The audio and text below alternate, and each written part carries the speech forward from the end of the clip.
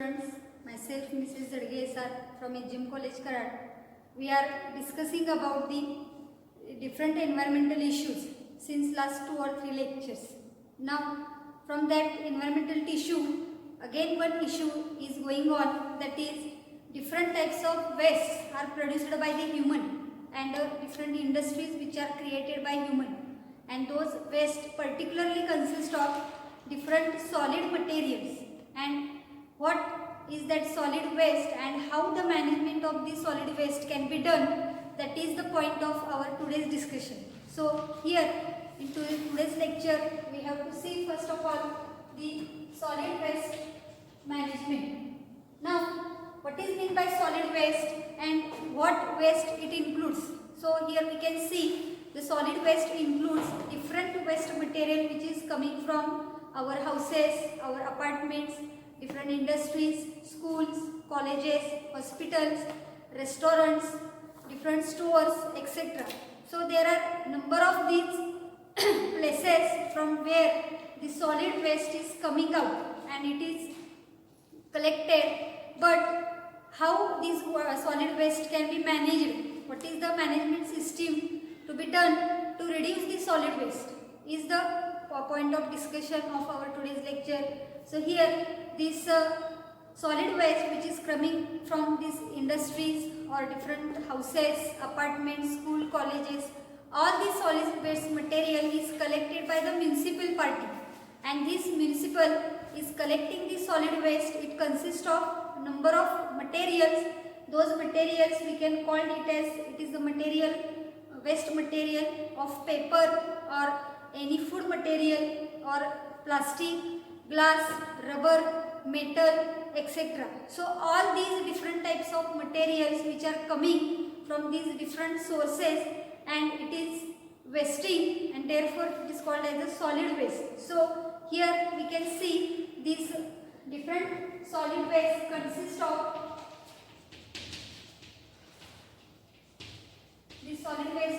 of paper, different food products, plastic, rubber, metals, etc. So there are variety of different materials which are present in the solid waste.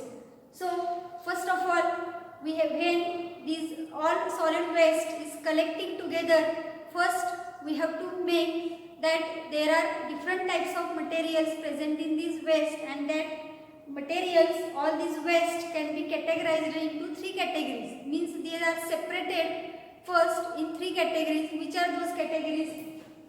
So here this solid waste can be categorized in 3 groups. First group, here we can see biodegradable waste. Then second, recyclable waste.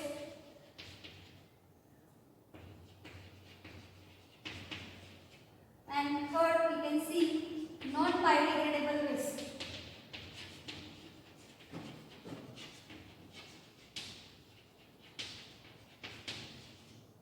So here these are the 3 different types of this waste. We should separate from the solid waste which is collected by the municipal the material which is undergoing decomposition or degradation. Those material is considered as a biodegradable. So here we can write decomposable material. The material which is going to decomposition, and these materials or these wastes are included in this biodegradable waste. Then second, recyclable waste. Some materials here we can see plastic, rubber and metals.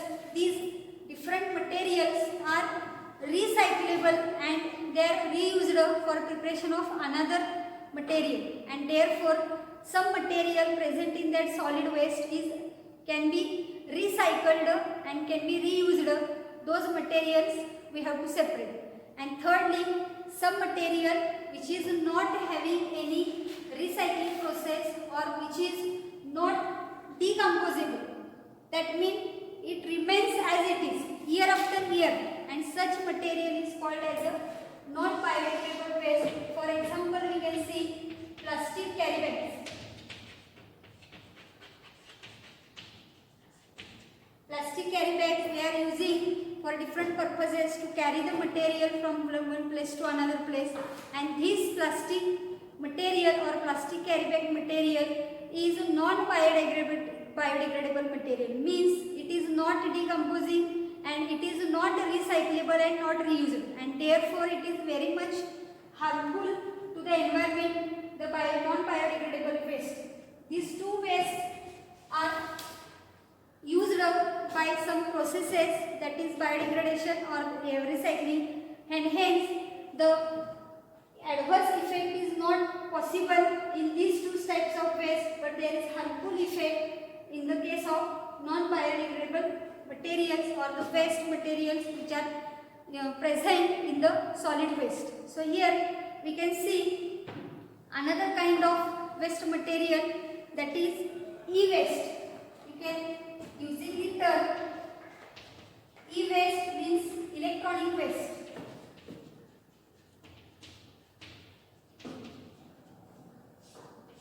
What it consists of? The different computer parts, different electrical and electronic materials,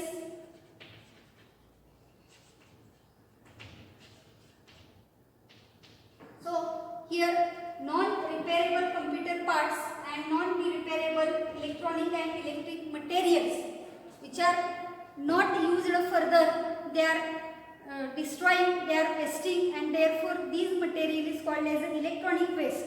How this electronic waste is to be continuously, what does it affect on this environment? We have to see here this electronic material or this electronic waste which is not used, it should be disrupted, it should be decomposed, but it is not decomposable material. So here we can see many material of this electronic waste is getting buried into the landfills, means there is a pit in the land, जमिनीमध्ये खड्डा खणला जातो आणि त्याच्यामध्ये हे सगळं जे non biodegradable material आहे, electronic material, हे आपण त्यामध्ये घातलेलं बघायला मिळतं. And in some electronic waste can be recycled, and from that we can getting the material which is made up of copper, iron, silicon, nickel, etc. So from this electronic waste some metals we can recycle, but the remaining parts are not used and they are not decomposing, and therefore maximum electronic waste material is buried in the landfills or they are completely burned. So these are the two methods to reduce the electronic waste. Otherwise, when we are storing the electronic waste in some place, the place is wasting place, and therefore the material should be burned or it should be landfilled, and some of the electronic material is getting recycled to get copper, iron, nickel, silicon, etc. materials from the recycling of this electronic waste. So overall, the different types of waste materials are present in our solid waste. Out of that, firstly we have to separate the waste in these four categories. We can see biodegradable waste, recyclable waste, non-biodegradable waste, and some electronic waste. And accordingly, we have to you have to minimize these different types of waste material which is present nearby our society region. So here we can see there are different control measures which are used for controlling the solid waste, and it is called as a solid waste management. How that solid waste is managed, we have to see here control measures.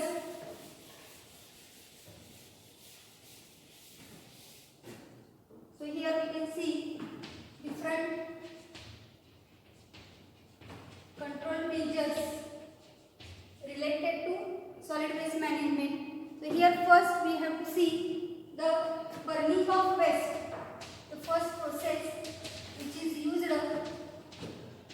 it is burning of waste, means the solid waste collected at one place from outside the city region where is barren land is present, and on that barren land the solid waste which is collected from the municipal was is thrown, and on the barren land the material is burned.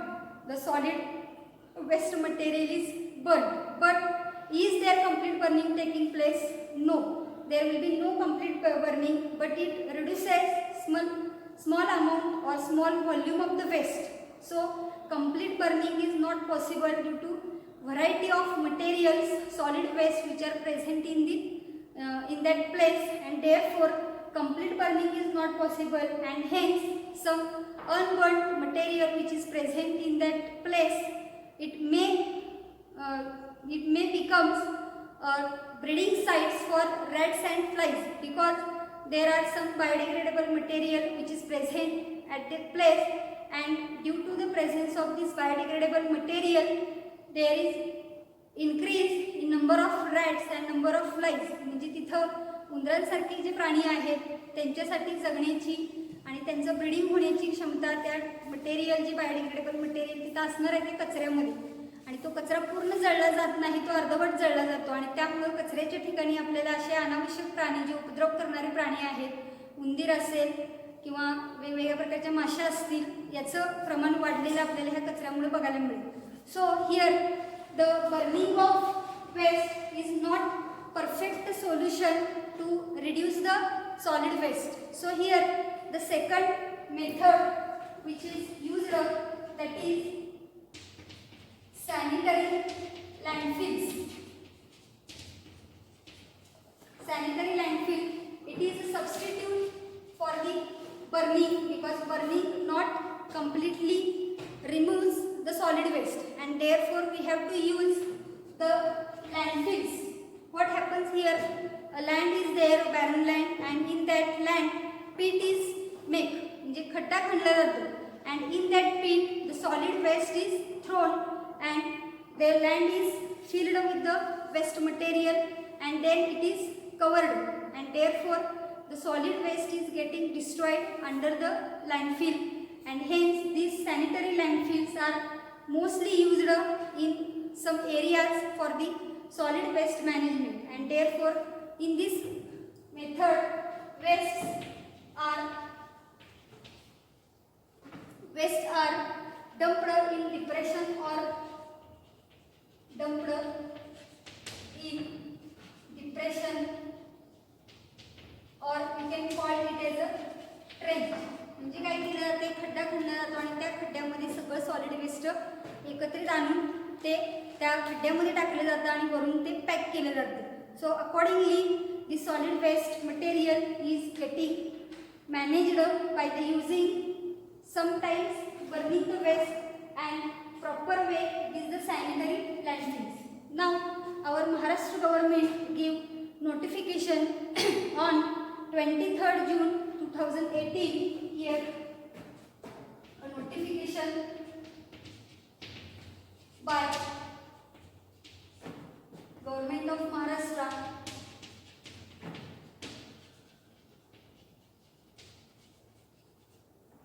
on 23rd June 2018. What was that notification? That is, it is ban on plastic use. Ban on plastic use. This was the notification given by the Government of Maharashtra on 23rd June 2018, and there is ban on use, sale, distribution of the plastic material, and also there is ban on use of thermocol. Ban on thermocol use, because it is also non-biodegradable material, thermocol, and plastic. As you know, the plastic carry bags are non-biodegradable, and hence the number of plastic materials and number of thermocols when we are using for different purposes, it is going on the earth, but it is not biodegradable. So it is only collect on the land and there is no degradation of the material, and it is causing hazard effect in land, or if it is present in water ecosystem is also getting affected by this plastic or thermocol material. So here we can see the Maharashtra government has given notification on this 23rd June 2008, that is no use of plastic, no sale of plastic, no distribution of plastic material. There is also ban on thermocol, and Plastic Free Maharashtra mission was going on from that 2018. So it is an environmental issue, the solid waste management we have seen. Now again some important and interesting point related to this environmental issue is greenhouse effect and global warming. You might have known about this, but we have to study what is the greenhouse effect and global warming. So here the next point of discussion,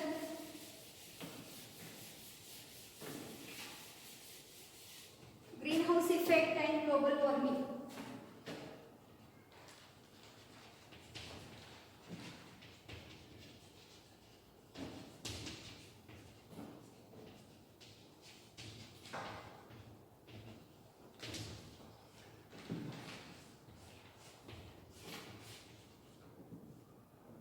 So as we know, the greenhouse effect, doesn't mean that the greenhouses which are present in our crop fields and those greenhouses are responsible for this effect. It doesn't that mean. याचा आणि त्या ग्रीनहाऊसचा काही संबंध नाही. Now we have to understand what happens in greenhouse. Suppose there is a greenhouse which is present in a field. What happens? The sun rays are coming inside the greenhouse, and those sun rays are getting absorbed by the crop which is present inside the greenhouse, and the sun rays are reflected back from earth's surface towards the atmosphere. But in greenhouse, that reflection is stopped at some proportion, and therefore the heating of the atmosphere inside the greenhouse takes place, and there is some rise of temperature inside the greenhouse is taking place.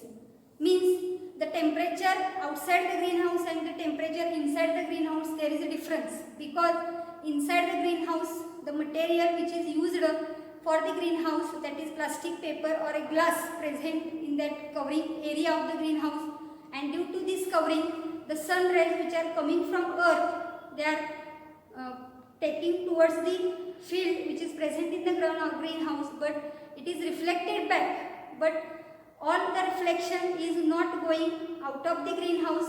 Some of the rays are still in the greenhouse and they are affecting there for the rise in temperature, and that effect is called as a greenhouse effect. And likewise on our earth there is also the same effect by the some gases which are present around the atmosphere of the earth, and those gases are responsible for rising the temperature of the earth. Just as we have seen in the greenhouse, likewise the earth's temperature is also going on increasing, and therefore this effect is called as a greenhouse effect. There is no effect of greenhouses which are we building in our crop field. So there will be no any confusion about the greenhouse effect first of all. Then this greenhouse effect is responsible for heating up Earth's temperature and atmosphere. This is the simple meaning. Due to the greenhouse effect, there is rise in temperature of earth and atmosphere. Now we can see if there is no greenhouse effect on the earth and the atmosphere, you will know that the earth's temperature would be -18 degrees centigrade. If suppose there is no greenhouse effect,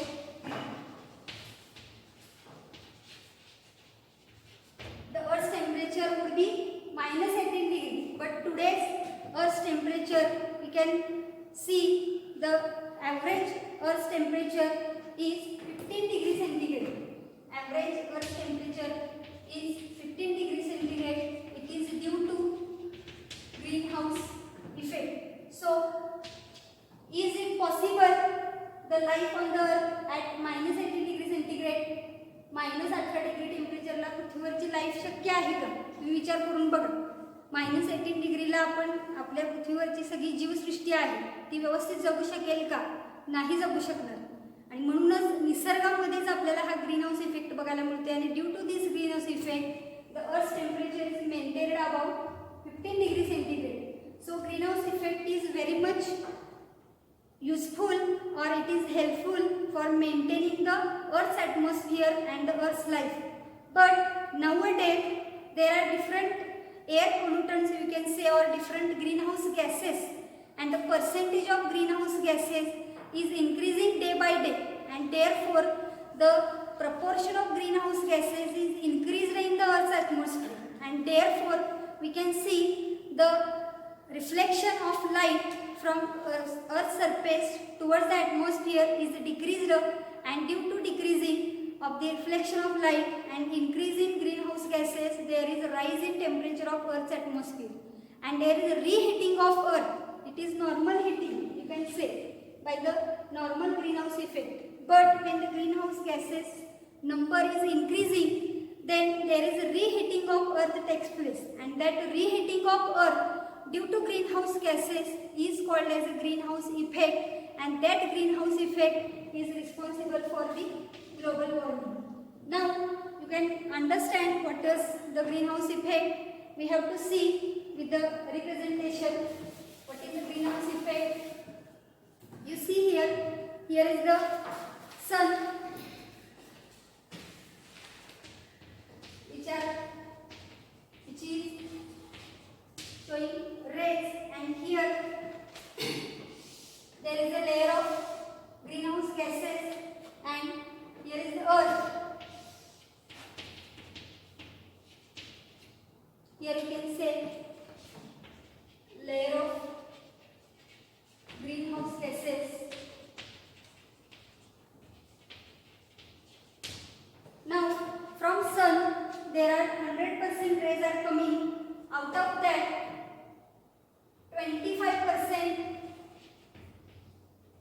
sun rays are not coming up to the earth, and remaining 25% which are coming on the earth, those 25% are getting absorbed here, getting absorbed by clouds and gases which are present in the atmosphere.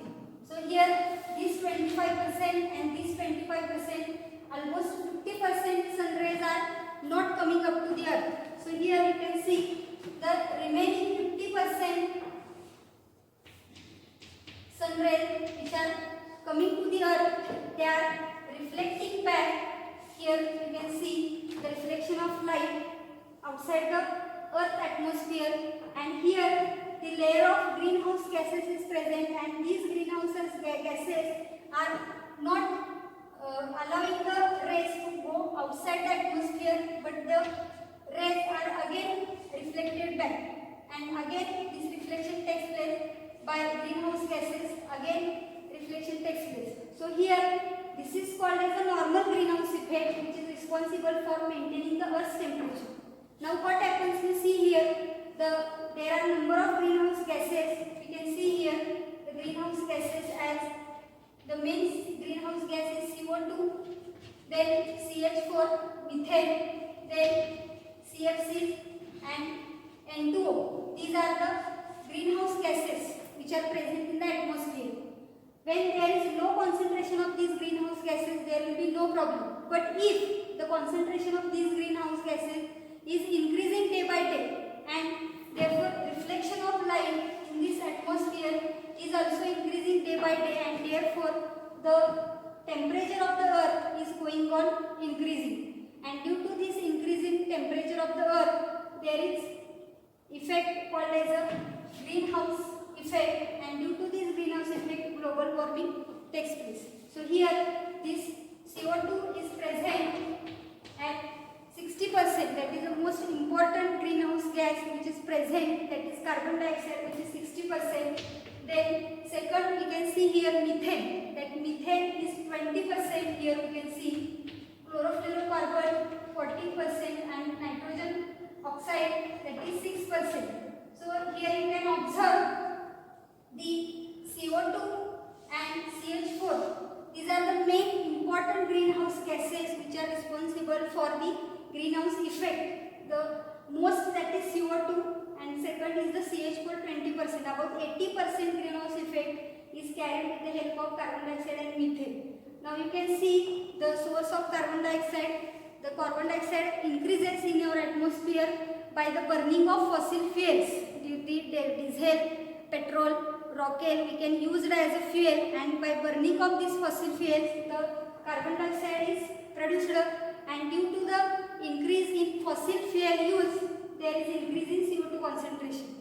Methane, this methane is produced by biogas plant, by paddy fields or cattle shed, or where the decomposition process is taking place on the earth. Due to the decomposition process this methane is produced. Now CFC is chlorofluorocarbon. About this we have to see in the next lecture also. In ozone depletion, the reference of chlorofluorocarbon we have to study in detail. These CFCs are produced by using of refrigerators and air conditioners. So in refrigerator and air conditioner the material used which is made up of CFCs, and due to use of these air conditioners and refrigerators the CFCs are produced, and nitrogen and oxygen which is present in our atmosphere they are combining with each other and they are producing N2. So here we know that the warming of earth temperature with the effect of this greenhouse gases is called as a greenhouse gas effect, and due to greenhouse gases there is increase in Earth's temperature, and Earth's temperature is increased, it is responsible for global warming. So this is the greenhouse effect, and related to that, what is the global warming? We have to see. Global warming means heating of Earth due to the increase in temperature, that is called as a global warming, and due to rising temperature, what affects here? Global warming means rising temperature of Earth, and it affects the atmosphere. For example, you can see El Nino effect. El Nino effect which is affecting our atmosphere, and due to this El Nino effect there is melting of polar ice caps. Polar ice caps and ice glaciers. जे बर्फ जो आहे polar रिजनचा तो बर्फ वितळायला लागतो इथं. Himalayan snow caps, glaciers, polar ice caps will be melted, and due to this there is rise in sea level, and it has adverse effect on coastal areas. This is dangerous for coastal areas. So this is the effect of global warming, that is coastal area which is present at the seashore, that is having rising sea level due to melting of polar ice caps, and there is danger in the society which is living in this particular coastal area. Therefore greenhouse effect is responsible for global warming. There is rising temperature of earth called as a global warming. Due to this there are different effects like El Nino effect. It is responsible for melting of polar ice caps, and due to melting there is rising sea level, and which is very much dangerous to the coastal area. Therefore we have to minimize the emission of these greenhouse gases to reduce the greenhouse effect and to reduce the global warming. So here we are completing the 2 points of today's lecture. The remaining point we have to study in the next lecture. Thank you.